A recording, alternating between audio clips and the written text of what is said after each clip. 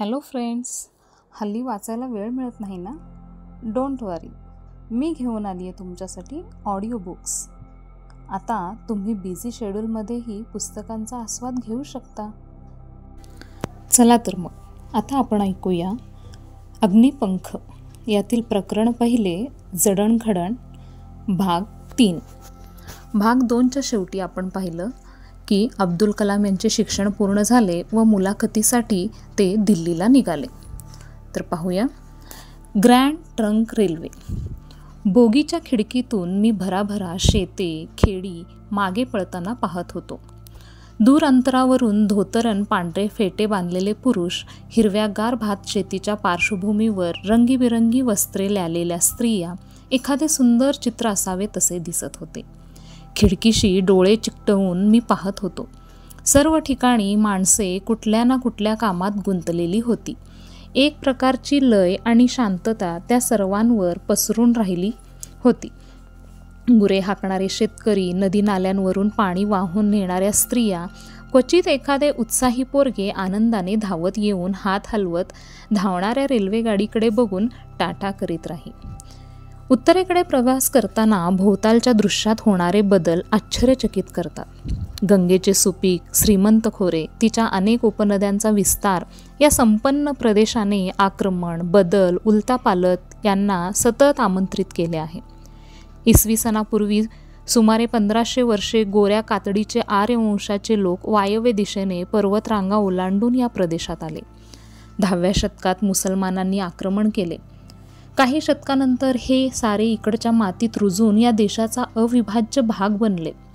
एका साम्राज्यातून दुसऱ्याचा उदय झाला. धार्मिक चढायाही सुरूच होत्या. ही सर्व उलतापालत सुरू असताना कर्कवृत्ताच्या दक्षिणेकडील भारताचा भाग अस्पर्श सुरक्षित असा राहिला. विंध्य, सातपुडा पर्वतराजी जणू ढाल बनून त्या भागाचे संरक्षण करत होत्या. नर्मदा, तापी, महानदी, गोदावरी, कृष्णा यासारख्या नद्या आणि त्यांच्या उपनद्या यांनी आपले जाळे विणून निमुळत्या होत गेलेल्या भारतीय द्वीपकल्पाला अभेद्य केले. मला दिल्लीला नेण्यासाठी हे सर्व भौगोलिक अभेद्यत्व विज्ञानाने केलेल्या प्रगतीच्या जोरावर धावणाऱ्या रेल्वेने सहजपणे पार केले. दिल्लीला मी आठवडाभर राहिलो.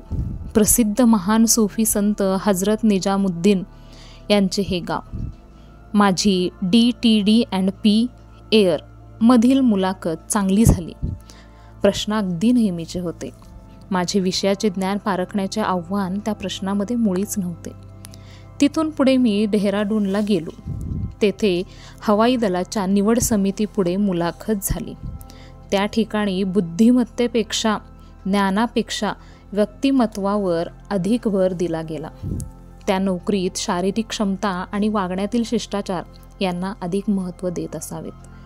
मी एकाच वेळी उत्तेजित, उत्सुक होतो आणि थोडा घाबरलेलाही होतो. मुलाखत चांगली होईल असा आत्मविश्वास होता, तरी कुठेतरी धाकधूक वाटत होती, ताण होता.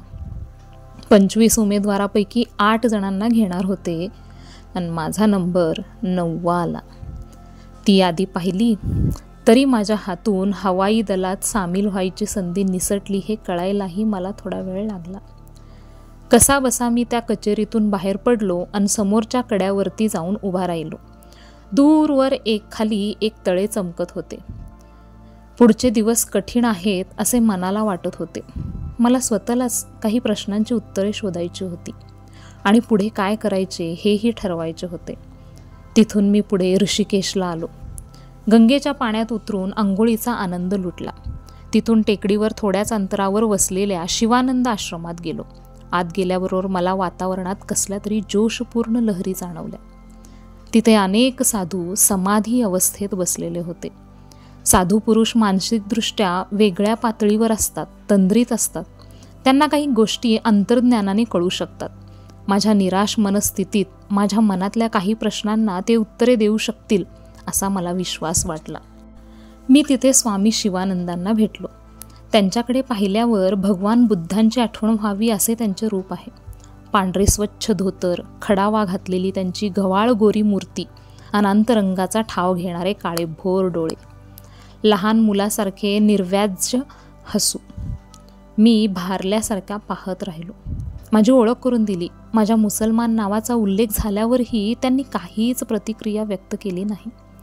मी पुढे काही बोलणार तोच त्यांनी माझ्या अंतरंगात सलणाऱ्या दुःखाविषयी चौकशी केली. माझी निराश अवस्था त्यांना कशी ओळखली हे त्यांनी सांगितले नाही, मीही विचारले नाही. मी त्यांना मग माझ्या अयशस्वी मुलाखतीबद्दल सांगितले. भारतीय वायुसेनेत दाखल होऊन माझी खोलवर जोपासलेली आकाशात उडण्याची इच्छा आता अपुरी राहणार हेही बोललो. त्यांच्या एका निर्मळ हास्यामुळे माझी निराशा क्षणार्धातच दूर निघून गेली आहे असे मला वाटले. त्यांच्या संथ हळू आवाजात ते बोलू लागले. हृदयापासून आत्म्यापासून एखादी इच्छा उत्पन्न झाली असेल, ती जर तीव्र आणि पवित्र असेल, तिचा मनाला ध्यास लागला असेल, तर तिच्यामध्ये एक प्रकारची विद्युत चुंबकीय ऊर्जा असते. आपण जेव्हा निद्राधीन होतो तेव्हा ती आसमंतात फेकली जाते. वैश्विक किरणांनी अधिक बलशाली होऊन ती इच्छा पुन्हा आपल्या जागृत मनामध्ये सकाळी परतते. अशी जर ती वर्धित होत गेली तर ती नक्कीच आपला प्रभाव दाखवेल. युगानुयुगांच्या या वचनावर तू विश्वास ठेव. रोज सकाळी सूर्य उगवतो, ग्रीष्मानंतर वसंत अवतरतो. हे जितके अटळ आहे असे आणि तसे अशी इच्छा पूर्ण होणे हेही अटळ आहे. जेव्हा शिष्य तयारीत असतो तेव्हा गुरु प्रकट होतो. हे बोल किती खरे आहेत. वाट चुकलेल्या माझ्यासारख्या शिष्याला त्या क्षणी गुरुची गरज होती आणि खरेच गुरु भेटला. नियतीचा स्वीकार कर आणि आयुष्याच्या सोबतीने पुढे जा. हवाई दलामध्ये तू वैमानिक होणे हे नियतीला मंजूर नाही. तू नक्की कोण होणार आहेस हे नियतीने अजून उघड केलेले नाही, पण ते ठरलेले आहे. अपयश विसरून जा. तुझ्या ठरवलेल्या मार्गावर तुला नेण्यासाठी अपयश यावे असे नियतीचेच योजलेले आहे. तुझ्या अस्तित्वाच्या खऱ्या हेतूचा तू शोध घे. अंतर्मनात डोकावून पहा. त्याच्याशी एकरूप हो. देवाच्या इच्छेच्या स्वाधीन हो. स्वामींनी सांगितलेले मला अंतःकरणापासून भावले. दिल्लीला परतून मी इथल्या मुलाखतीचा निकाल पाहायला गेलो तर माझ्या हातात नेमणूक पत्रच ठेवण्यात आले. वरिष्ठ वैज्ञानिक अधिकारी म्हणून 250 रुपयांच्या मूळ पगारावर दुसरे दिवशीपासून मी रुजू झालो. हीच जर माझी नियती असेल तर मी ती स्वीकारायला हवी आणि मग माझ्या मनाला शांती मिळाली. हवाई दलात अस्वीकृत झाल्याची निराशा, कडवटपणा निचरून गेला. ते 1958 साल होते. मला तंत्रज्ञान केंद्र सिव्हिल एव्हिएशन या ठिकाणी प्रथम नेमण्यात आले. मी जरी प्रत्यक्ष विमाने उडवू शकत नसलो तरी त्यांना उडण्यासाठी योग्य बनवण्याचे काम करू लागलो. पहिल्याच वर्षी मी एका स्वनातीत लढाऊ विमानाचा आराखडा बनवला. त्यासाठी तिथले एक अधिकारी आर वरदराजन यांची मदत घेतली. विभाग प्रमुख डॉक्टर नीलकंठन यांनी त्याबद्दल माझी प्रशंसा केली. मला विमानाची देखभाल करणे शिकवण्यासाठी aircraft and armament testing unit Kanpur येथे पाठवण्यात आले. त्यावेळी तेथे नॅट MK1 या विमानाच्या वेगवेगळ्या हवामानासाठी करण्यात येणाऱ्या चाचण्या चालू होत्या.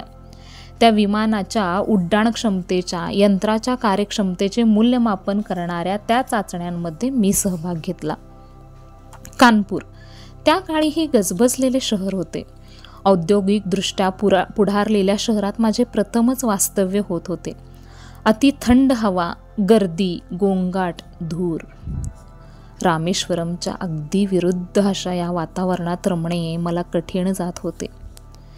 रोज नाश्त्यापासून रात्री जेवणापर्यंत बटाट्याचा असह्य मारा असायचा. गर्दीत असूनही सभोवतालचा प्रत्येक जण एकाकी वाटायचा. रस्त्यात दिसणारे, भेटणारे बहुसंख्य लोक आपापली गावे सोडून कारखान्यांमधून नोकऱ्या मिळवण्यासाठी आलेले होते. आपल्या मातीचा सुगंध आणि कुटुंबियांचे प्रेम, सुरक्षित भावना गावी ठेवून पोटाची खळगी भरण्यासाठी इथे धावत होते. दिल्लीला मी परतलो तेव्हा मला सांगण्यात आले की DTD&P एअर तर्फे डार्ट युद्धविमानांचे डिझाईन बनवायचे काम योजण्यात आले आहे आणि माझे नाव त्या टीममध्ये आहे.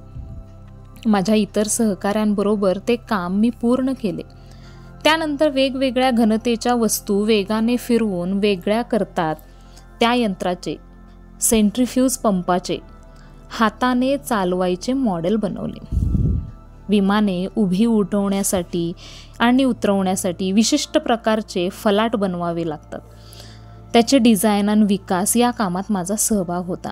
अधिक तापमानात देखील विमानाची चालवायची यंत्रणा सुरक्षित राहावी अशी योजना असलेले हॉट कॉकपिट बनवायला मी मदत केली.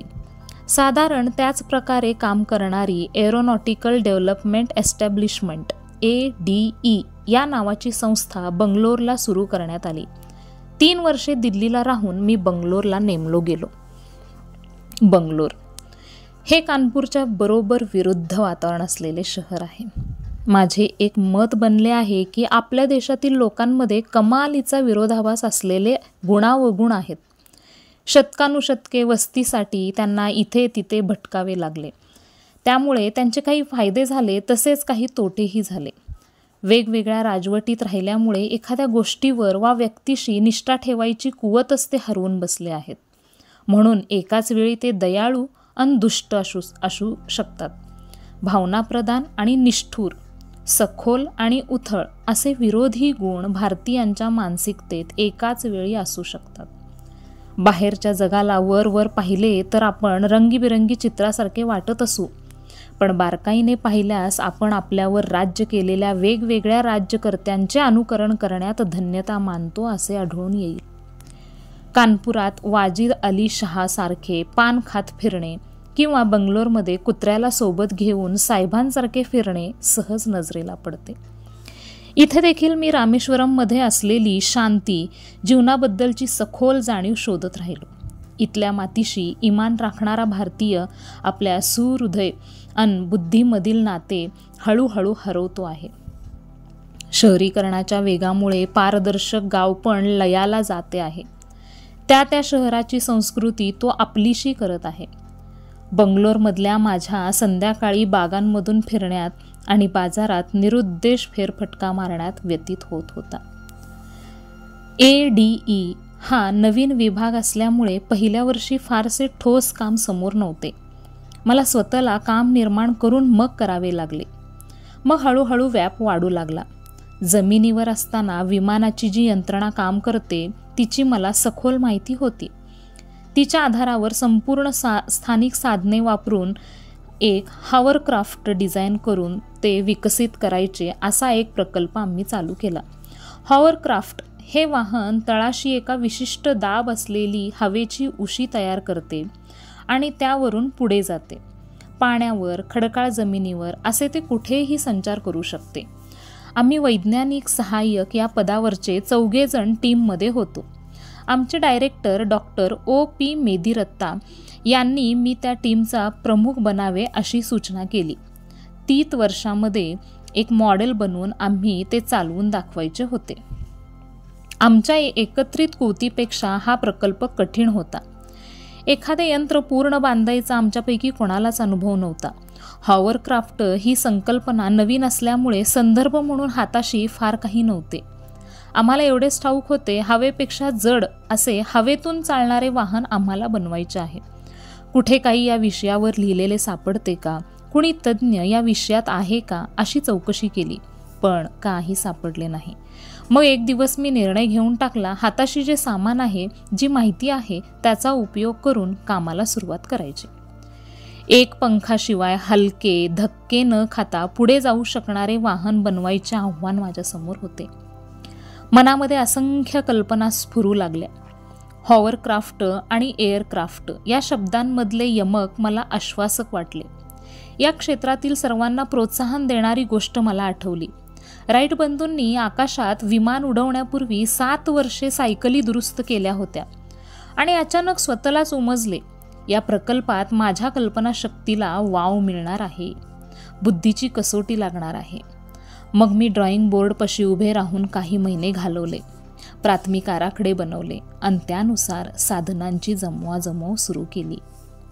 माझ्यासारख्या मध्यमवर्गीय अशिक्षित कुटुंबातल्या खेड्यात वाढलेल्या व्यक्तीला अशा वेळी जमत नाही म्हणून कार्य सोडून देणे अधिक शक्य होते. स्वतःच्या अस्तित्वासाठी झगडा करणाऱ्या माझ्यासारख्याला आयुष्यात एखादे मोठे स्थित्यंतर घडल्याशिवाय यश मिळवणे शक्य नव्हते. माझ्यासाठी संधी आपोआप उत्पन्न होणे शक्य नव्हते. मला समजत होते माझ्यासाठी मीच संधी निर्माण करायला हव्यात. एक एक भाग, लहान लहान उपयंत्रणा बनत गेल्या. पायरी पायरीने प्रकल्प आकाराला येऊ लागला. या प्रकल्पावर काम करताना मी एक शिकलो. एखादी नवी संकल्पना मनाने आत्मसात केली की आधीच्या कल्पनांकडे पाहायचा दृष्टिकोन बदलून जातो.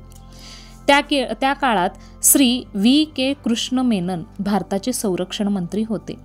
आमच्या या प्रकल्पामध्ये त्यांना मनापासून रस होता. भारताच्या संरक्षण खात्याच्या वाहनामध्ये या प्रकल्पाचे यश क्रांती घडवून आणेल असा त्यांचा विश्वास होता. बंगलोरमध्ये आले की आमची प्रगती पाहण्यासाठी ते आवर्जून वेळ काढत. आम्हालाही त्यामुळे नवा उत्साह मिळे. जिथे प्रत्यक्ष उभारणीचे काम चालू होते तिथे जाताना मी माझ्या प्रश्नांना, विवंचनांना बाहेर ठेवून मगच पाऊल आत टाकत असे. माझे वडील मशिदीत नमाज पडण्यासाठी जाताना आपले जोडे बाहेर ठेवून जायचे तसेच. आमच्या प्रकल्पाबद्दल GEM बद्दल श्री कृष्ण मेननना जशी खात्री होती तशी अनेकांना नव्हती. असलेल्या साधनातून आमची नव्या नव्या प्रयोगांची तयारी चालायची.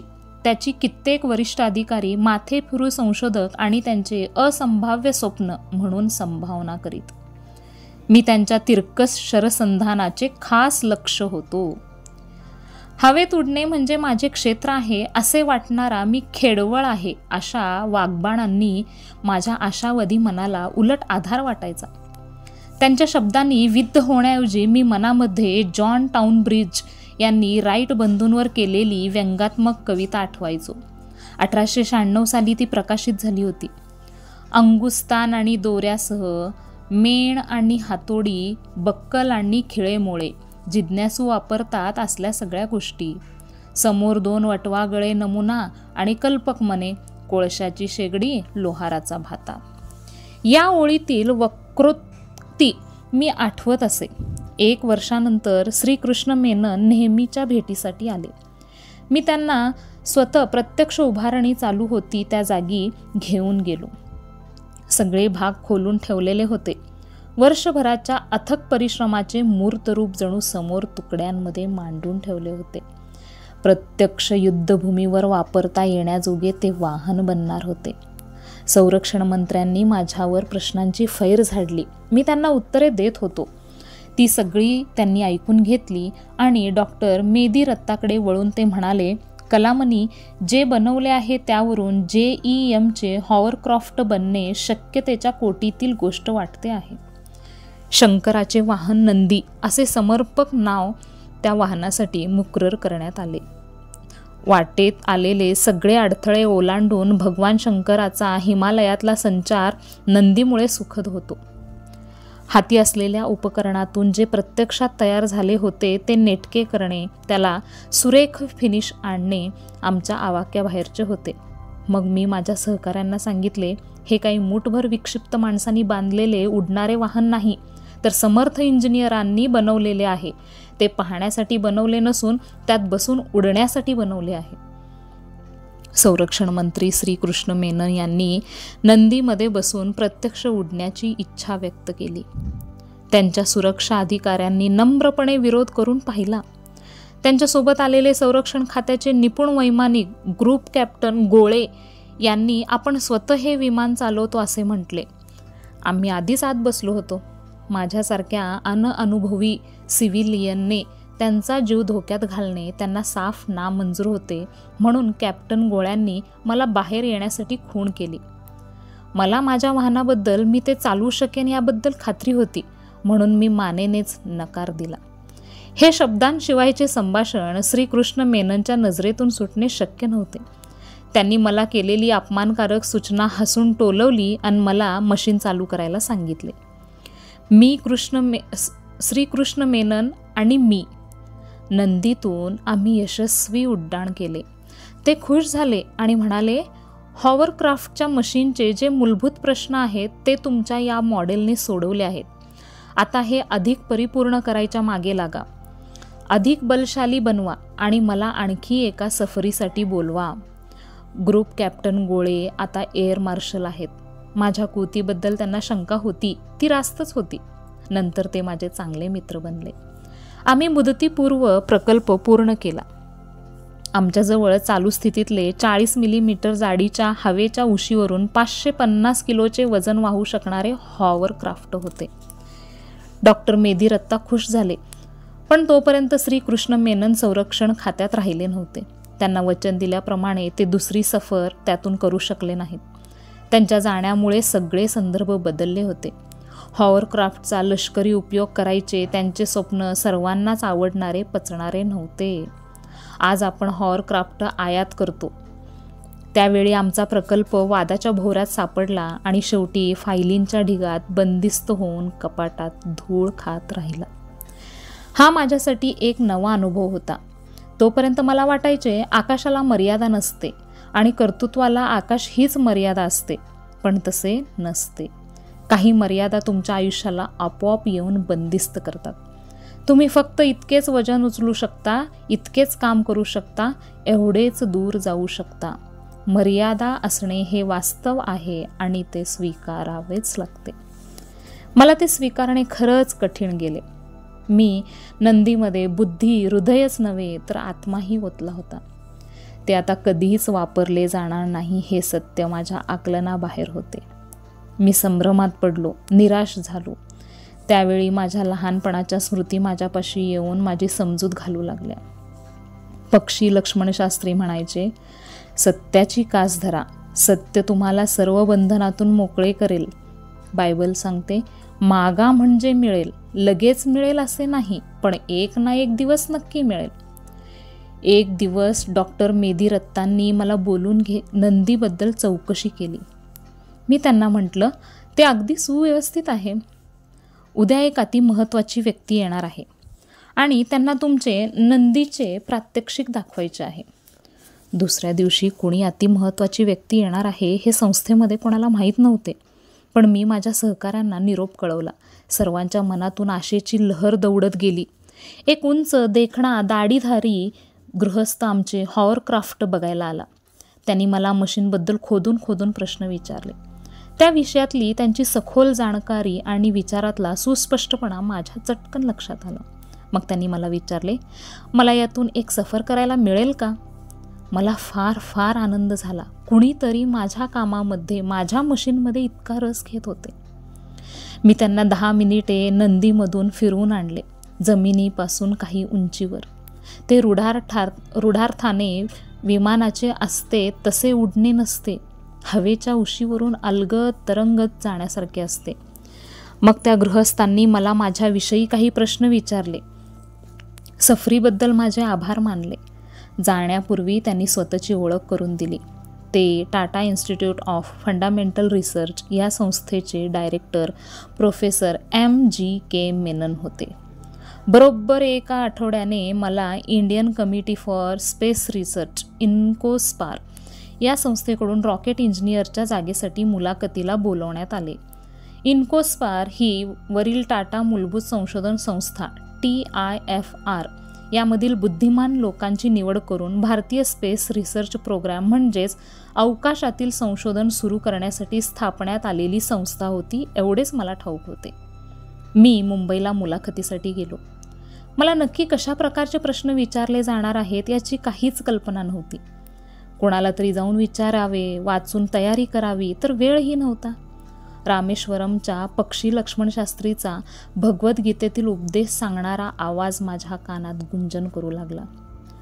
सर्व जीव मात्र भासमय, भ्रामक कल्पनेसह जन्म घेतात. आशा आणि द्वेष या भावनांच्या खेळात गुंतून जातात. पण ज्या व्यक्तींच्या हातून नीतिमान कृत्ये घडणार असतात, पापांपासून ज्यांना मुक्ती मिळणार असते, ते अशा भ्रामक द्विधा मनस्थितीतून बाहेर येतात, माझे स्मरण करतात आणि आपल्या वचनांशी, निष्ठांशी अचल राहतात. मी स्वतःला समजावले, जिंकण्याचा सर्वोत्तम मार्ग म्हणजे जिंकण्याची गरज न भासू देणे. आपण जेव्हा संभ्रमरहित असतो, ताणरहित मनाने प्रश्नांना सामोरे जातो, तेव्हा आपल्यामधील सर्वोत्तम ते देऊ शकतो. प्रोफेसर मेनन यांची भेट किंवा या मुलाखतीचे निमंत्रण यासाठी मी काहीही केले नव्हते. मग पुढे काय घडेल याबद्दल मनात साशंकता कशासाठी ठेवायची? निशंक मनाने मी मुलाखतीसाठी तयार झालो. Doctor Vikram Sarabhai, professor MGK Menon आणि ॲटॉमिक एनर्जी कमिशनचे सहाय्यक सचिव श्री सराफ या तिघांनी माझी मुलाखत घेतली. मी आत पाऊल टाकले आणि वातावरणात मला एक मैत्रीपूर्ण ऊब जाणवली.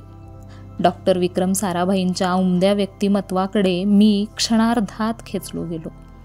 संवेदनाक्षम तरुणाची मुलाखत घेताना एका उर्मटपणाकडे झुकणारी श्रेष्ठत्वाची वृत्ती आपोआप दर्शवली जाते.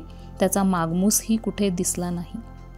माझ्या ज्ञानाची किंवा क्षमतेची परीक्षा घेता येईल असे प्रश्न साराभाईंनी अजिबात विचारले नाहीत. मी काय काय करू शकेन याचा अंदाज यावा असे प्रश्न ते विचारत होते. तो संपूर्ण प्रसंग मला अगदी वेगळ्या पद्धतीने स्पर्श करून गेला. मी जणू एक फार मोठ्या चक्राचा अंश होतो. माझी स्वप्ने म्हणजे एका मोठ्या माणसाच्या स्वप्नाचा एक भाग होती आणि ही मुलाखत म्हणजे त्याची चर्चा होती. मला 2 दिवस राहण्यासाठी सुचवण्यात आले. दुसऱ्या दिवशी संध्याकाळीच माझी निवड झाल्याचे मला सांगण्यात आले. इन्कोस्पारमध्ये माझी रॉकेट इंजिनियर म्हणून नेमणूक झाली होती. माझ्यासारख्या तरुण माणसाच्या आयुष्यात ही एक फार मोठी संधी होती. माझ्या स्वप्नांच्या जवळ मला नेणारी संधी. सर्वप्रथम मला TIFRच्या संगणक विभागात प्राथमिक ओळख करून घेण्यासाठी पाठवण्यात आले. इथले वातावरण DTD&P एअर पेक्षा संपूर्ण वेगळे होते. तुम्ही कुठल्या पदावर आहात याचा अजिबात बाऊ केला जात नसे. आपल्या कामासाठी कुणाला बांधील आहोत अशी जबाबदारी नव्हती. 1962च्या शेवटच्या महिन्यात थुंबा येथे अवकाशतळ उभारण्याचा निर्णय घेण्यात आला. एका निद्रिस्त मासेमारीवर अवलंबून असलेले थुंबा हे खेडे केरळमध्ये त्रिवेंद्रमच्या जवळ आहे. अहमदाबादच्या फिजिकल रिसर्च प्रयोगशाळेचे प्रमुख डॉक्टर चिटणीस यांनी ती जागा अवकाशयानाच्या उड्डाणासाठी अगदी योग्य म्हणून शोधून काढली होती. प्रमुख कारण म्हणजे ती पृथ्वीच्या चुंबकीय विषुववृत्तापासून म्हणजेच मॅग्नेटिक इक्वेटोर अगदी जवळ आहे. भारतातील रॉकेटवर आधारित अवकाश संशोधनाची ही सुरुवात आहे. 2.5 किलोमीटर लांब, अर्धा किलोमीटर रुंद, सुमारे 600 एकर जागा रेल्वे लाईन आणि समुद्रकिनारा यांच्यामध्ये वसलेली होती. आपल्या देशामध्ये जमिनीचे संपादन करणे ते सुद्धा खससगी मालकाकडून हे एक किचकट, वेळ खाऊ, कठीण काम आहे. विशेषतः केरळसारख्या लोकसंख्येने अधिक आणि क्षेत्रफळाने कमी अशा राज्यात ही जमीन संपादन करायची होती. एक जुने प्रशस्त चर्चही त्या जागेमध्ये होते. धार्मिक स्थळ म्हणजे आणखी कठीण काम. पण त्यावेळच्या त्रिवेंद्रमच्या जिल्हाधिकाऱ्यांनी श्री के माधवन नायर यांनी हे काम अगदी कुशलतेने, शांततेने आणि जलद गतीने पार पाडले. 1962 सालचे त्रिवेंद्रमचे बिशप राईट रेव्हरंड डॉक्टर डेरियेरा यांच्या आशीर्वादाने आणि सहकार्याने चर्चनेही विरोध केला नाही. लवकरच केंद्रीय PWचे कार्यकारी अभियंता श्री RD जॉन यांनी त्या जमिनीचा कायापलट केला. थुंबा स्पेस सेंटरचे पहिले ऑफिस सेंट मेरी मॅगडेलन चर्चमध्ये उघडले गेले. त्या चर्चचे प्रार्थनास्थळ माझी पहिली प्रयोगशाळा होती. बिशपची खोली माझी डिझाईन आणि ड्रॉइंग रूम होती. आजसुद्धा पूर्ण वैभवात ते चर्च तिथे उभे आहे. भारतीय अवकाश संग्रहालय त्याच चर्चमध्ये आहे. त्यानंतर लगेच मला 6 महिन्यांसाठी अमेरिकेला पाठवण्यात आले. अवकाशयान उड्डाणाच्या तंत्रज्ञानाचा अभ्यास मी तिथल्या जगप्रसिद्ध नासा या संस्थेच्या वेगवेगळ्या केंद्रात जाऊन करणार होतो. परदेशी जाण्यापूर्वी थोडे दिवस सुट्टी घेऊन मी रामेश्वरमला आलो. ही सुवर्ण संधी मिळाल्यामुळे माझ्या वडिलांना अतिशय आनंद झाला होता. त्यांनी मला लगेच मशिदीत नेले आणि आभार मानण्यासाठी विशेष नमाज पढण्याची तजवीज केली. तिथे वडिलांच्या शेजारी नमाज पडताना एक दैवी म्हणावी अशी शक्ती माझ्या वडिलांमधून, माझ्यातून देवाकडे परत जाते असा मला भास झाला. प्रार्थनेच्या त्या संमोहनात आम्ही जणू एकरूप होऊन गेलो. प्रार्थनेमध्ये मनाला नवनव्या कल्पनांना जन्म देणारी सृजनशक्ती चेतवायची शक्ती आहे असा माझा विश्वास आहे. यशस्वी जीवनासाठी जे जे संचित माणसाला गरजेचे आहे ते सर्व आपल्यामध्ये आधीच असते. नव्या नव्या कल्पना निद्रिस्त अवस्थेत आधीच आपल्या मनात असतात. त्या जाग्या होतात, मुक्त होतात. त्यांना कष्टाचे खतपाणी घालून आपण सत्यात उतरवतो, तेव्हा त्यातून यशाची निर्मिती होते. देवाने, आपल्या निर्माणकर्त्याने आपल्या मनामध्ये या ज्या शक्ती गुप्त स्वरूपात साठवणीत ठेवल्या आहेत, त्यांना प्रार्थनेमुळे उत्तेजना मिळते आणि आपल्या दृश्य मनात त्यांची जाणीव होते. अहमद जलालुद्दीन आणि शमसुद्दीन मला मुंबईला विमानतळावर पोचवायला आले. मुंबईसारख्या महाकाय शहरात त्यांचे प्रथमच पाऊल पडत होते. मीही न्यूयॉर्कसारख्या अतिविशाल शहरात प्रथमच जाणार होतो. जलालुद्दीन आणि शमसुद्दीन तसे स्वतंत्र वृत्तीचे आशावादी तरुण होते. आपण करतो ते काम यशाच्या पूर्ण खात्रीने, विश्वासाने करण्याची त्यांची पद्धत माझ्या परिचयाची होती. ते दोघे माझ्या मनाच्या सर्जनशील शक्तीचा उगमस्त्रोत होते. आता त्या दोघांचा निरोप घेताना माझ्या भावनावरचा माझा ताबा हळूहळू निसटत होता. माझ्या डोळ्यात जमून आलेला धुक्यासारखा पाण्याचा पडदा मला स्वतःला जाणवत होता. जलालुद्दीन म्हणाला, आझाद, तुमचे माझ्यावर, आमचे तुझ्यावर नेहमीच प्रेम राहील. तुझ्यावर आमचा पूर्ण विश्वास आहे. आम्हाला तुझा सदैव अभिमान वाटत राहील.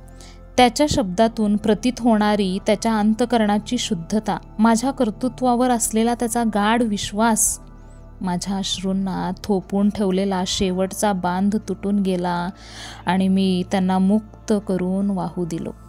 धन्यवाद.